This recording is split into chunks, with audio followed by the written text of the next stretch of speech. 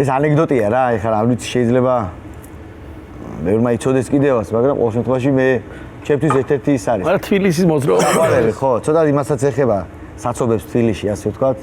კი ვართ ფოთელები, მაგრამ ჩვენც გვაწუხებს ხოლმე, როცა ჩავოდივართ, ეგ პრობლემა, ხო და მოკლედ საცობია სერიოზული რა და ტიპს უნდა ეგრეთ წოდებული მარშრუტკის გაჩერება.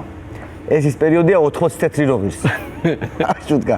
ჩემი სტუდენტობის პერიოდია მოკლედ, ხო და დაუქნია რა ხელი. იმ დროს ძვირი ყოფილი. არა 50-დან 80 გახდა. კონდიციონერი უნდა ჩაგერთო ხო და რო იყო. ხო 80 ვიხდი და კონდიციონერი იყო. ხო და ხელს ეს რა იყო მართლა. ხო, ანუ კონდიციონერიაო და 80 და მე ხო ადიოდი.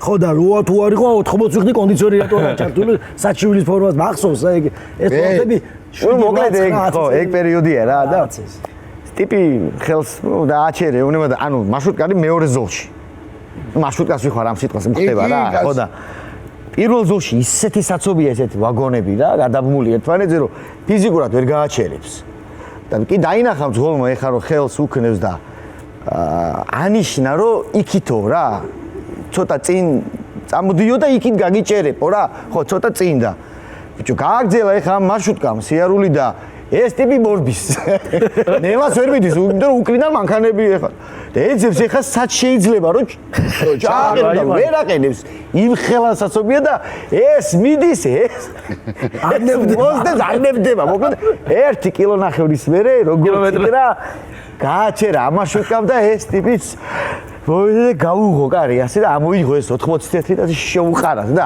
აქ ჩამოდიოდი ხელი